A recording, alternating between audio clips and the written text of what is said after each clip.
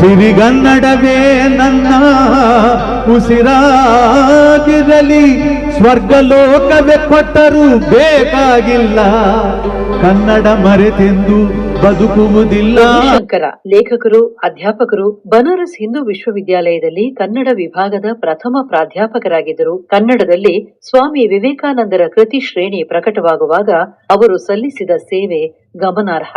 ವಿದ್ವತ್ತು ಮತ್ತು ವಿನೋದದ ಸಂಗಮ ಪ್ರಭುಶಂಕರ ಅನೇಕರಿಗೆ ಸ್ಫೂರ್ತಿಯಾಗಿದ್ದರು. ಪ್ರಭುಶಂಕರ ಅವರ ಮಾತಿನ ವೈಖರಿ. ಒಂದು ದಿವಸ ನನಗೆ 10ರಿಂದ 11 ಗಂಟೆವರೆಗೆ ಕ್ಲಾಸ್ ಇತ್ತು. ಒಬ್ಬ ಹುಡುಗ 11 ಗಂಟೆ 5 ನಿಮಿಷಕ್ಕೆ ಬಂದ. ನಾನು ನೋಡಿ ದಿಗ್ಭ್ರಾಂತನವಾದ ಅವನ ಹಾಗೆ ನಿಂತುಬಿಟ್ಟ. ಅವನು ಕೇಳಿದ, ನಾನು ಯಾವ ವಿವರಣೆಯೂ ನಾನು ಕೇಳೋದಿಲ್ಲ, ಆದ್ರೆ ಯಾಕೆ ತಡವಾಗಿ ಬಂದ್ರಿ ಅಂತ ನೀವು ಒಂದೇ ಒಂದು ವಾಕ್ಯದಲ್ಲಿ ದಯವಿಟ್ಟು ಹೇಳ್ತೀರಾ ನನಗೆ. ನನಗೆ ನಿಮ್ಮನ್ನೇನು ಆಕ್ಷೇಪಿಸೋರು ಇದಿಲ್ಲ, ನೀವು ಪಾಠ ಮಾಡ್ಬಿಟ್ಟು ಹೊರಟೋಗಿರ್ತೀರಿ ಅಂತ ಬಂದೆ ಸರ್, ಇನ್ನೂ ಇದೀರಿ ನೀವು, ನಾನೇನ್ ಮಾಡ್ಲಿ ಅಂತ ಹೇಳ್ದ. ಏನ್ ಮಾಡ್ತೀರಿ ಹೇಳಿ, ಮೇಷ್ಟ್ರಾದವನಿಗೆ ಹೊಟ್ಟೆಗೆ ಎಷ್ಟು ಹಂಡೆ ಹಾಲು ಕೊಡ್ಸಾಗಬೇಕು ಇಂಥದನ್ನೆಲ್ಲ ಕೇಳಿ ಇದೆಲ್ಲ ನಾವು ಇದು ಮಾಡ್ಲೇಬೇಕಾಗತ್ತೆ, ತಿಳಿಸ್ಕೊಳ್ಳೇಬೇಕಾಗುತ್ತೆ. ಇನ್ನೊಬ್ಬ ಹುಡುಗ ನಮ್ಮ ಕಸ್ತೂರಿಯವರಂತ ಬಹಳ ಒಳ್ಳೆ ಮೇಷ್ಟ್ರು, ನಾ ಕಸ್ತೂರಿಯವ್ರು ಕೇಳಿದಿರಲ್ಲ, ನಂದು ಮೇಷ್ಟ್ರು ಅವರು. ಅವನು ಕ್ಲಾಸ್ ಅಲ್ಲಿ ಬರ್ಕೋತಾ ಇದ್ದ, ಪಾಠ ಬರ್ಕೊಂಡ್ರೆ ಕುತ್ಕೊಂಡಿದ್ದ.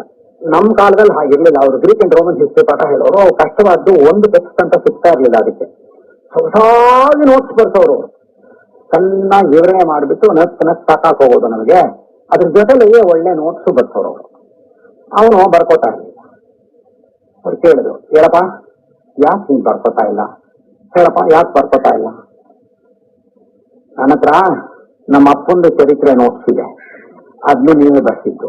ಅದ್ ಸರಿ, ಒಂದು ವೆರೈಟಿ ತರೋದು, ವೈವಿಧ್ಯ ತರೋದು ಅಂತ ಪ್ರತಿ ವರ್ಷ ಚರಿತ್ರೆ ಬದಲಾಯಿಸೋಕ್ಕಾಗತ್ತೆ. ಔರಂಗಜೇಬ, ಜಹಾಂಗೀರು ಎಲ್ಲ ಮಾಡಿದ್ದು ಒಂದೇ ತಾನೆ. ಅದೇ ಪಾಪ ಅವರು ಗ್ರೀಕ್ ರೋಮನ್ ಹಿಸ್ಟ್ರಿ ಅದೇನು ಬದಲಾವಣೆ ಆಗಿಲ್ಲ, ಬರ್ಸ್ತಾ ಇದ್ದಾರೆ. ಅವನ ಅಚ್ಚುಕಟ್ಟಾಗಿ ಕೈ ಕಟ್ಕೊಂಡು ಕೂತಿಲ್ಲ.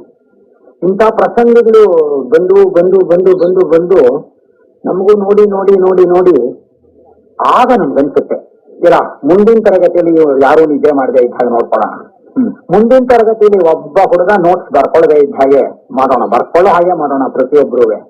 ಹೀಗೆಂತ ಅನೇಕ ಸಂದರ್ಭಗಳಲ್ಲಿ ನಮಗನ್ಸಿ ಸ್ಫೂರ್ತಿ ಬಂದು ಒಳ್ಳೆ ಮೇಷ್ಟ್ರ ಆಗೋದಕ್ಕೆ ಪ್ರಯತ್ನ ಪಡ್ತೀವಿ. ನಮಗಿದ್ದಂಥ ಮೇಷ್ಟ್ರಗಳು ಅಷ್ಟೇ. ರಾಜರತ್ನಂ ಅವರು, ಶ್ರೀಕಂಠಯ್ಯನವರು, ಎಂತೆಂಥ ಒಳ್ಳೆ ಮೇಷ್ಟ್ರಗಳು ನಮಗೆ ಇಂಟರ್ಮೀಡಿಯೇಟ್ ಅಲ್ಲಿ ಇದ್ರು ಅಂತೀವಿ. ಅವರಿಂದಾನೂ ನಮಗೆ ಸ್ಫೂರ್ತಿ. ಶ್ರೀಕಂಠಯ್ಯನವರು ಬೇರೆ ನಿಯಮ ನಿಷ್ಠೆಗಳು ಎಲ್ಲ ಇತ್ತಲ್ಲ, ಅಚ್ಚುಕಟ್ಟಾಗಿ ಅದನ್ನ ಪಾಲಿಸೋರು. ತಾವೇ ಭಾರತೀಯ ಕಾನೂನಿಮಾಂಸೆ ಮೇಲೆ ಪುಸ್ತಕ ಬರ್ದಿದ್ದಾರೆ ಅವರು. ಒಂದಿನ ನಮ್ಮ ಕ್ಲಾಸಿಗೆ ಬಂದು, ಇವತ್ತು ನಾನು ರಜಾ ಹಾಕ್ತಾ ಇದ್ದೀನಿ ಇದ್ರು. ನೀವ್ ಯಾಕೆ ರಜಾ ಹಾಕ್ತೀರಿ, ಏನಾಗಿದೆ, ಬಂದಿದ್ದೀರಲ್ಲ ಅಂದ್. ಇಲ್ಲ, ನಾನು ನೋಟ್ಸ್ ತಂದಿಲ್ಲ, ನಾನು ಹಾಗೆ ಬಂದುಬಿಟ್ಟಿದ್ದೀನಿ, ಬೆಂಗಳೂರಿಂದ ಬಂದೆ, ರೈಲಲ್ಲಿ ಡಿಕ್ಷನರಿ ಬೇಕಿದ್ದ ತಂದಿಲ್ಲ, ನಾನು ಮನೆಗೆ ಹೋಗಿ ನೋಟ್ಸ್ ತರಬೇಕು, ಅಷ್ಟು ಟೈಮ್ ಇಲ್ಲ, ರಜಾ ಹಾಕ್ತೀನಿ. ನೀವು ಭಾರತೀಯ ಕಾನೂನು ಮೀಮಾಂಸೆ ಮೇಲೆ ಪುಸ್ತಕ ಬರ್ದಿದ್ದೀರಿ, ನೋಟ್ಸ್ ಯಾಕೆ ನಿಮಗೆ ಅಂದೆ.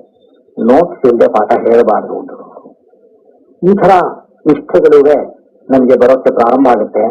ಕಾರಣ ಏನು ಅಂದ್ರೆ ಅಂತಂಥ ಒಳ್ಳೆ ಮೇಷ್ಟ್ರುಗಳಿರ್ತಾರೆ. ನಮಗೆ ದಿನೇ ದಿನೇ ಆ ಥರ ಒಳ್ಳೆ ಮೇಷ್ಟ್ರಾಗ್ಬೇಕು, ನಾವು ಸಂಬಳ ತಗೊಳ್ಳೋದಕ್ಕೆ ಸರಿಯಾಗಿ ಪಾಠ ಹೇಳಬೇಕು, ಹುಡುಗರಿಗೆ ಇದನ್ನ ಬೋಧಿಸ್ಬೇಕು ಅಂತಕ್ಕಂಥ ಸಂಕಲ್ಪ ತಾನಾಗೆ ನಮ್ಮ ಮನಸ್ಸಲ್ಲಿ ಮೂಡುತ್ತೆ. ನಾವು ಸದಾ ಅದಕ್ಕೆ ಪ್ರಯತ್ನ ಪಡ್ತಾನೆ ಇರಬೇಕಾಗುತ್ತೆ. ಸತ್ಯವಿದು ಕನ್ನಡ ನಾಡಲಿ ಹುಟ್ಟಲು ಪುಣ್ಯವು ಬೇಕು, ದೇವರ ದಯೆಯಿಂದಲೇ ಈ ಭಾಗ್ಯವು ದೊರೆತರೆ ಸಾಕು.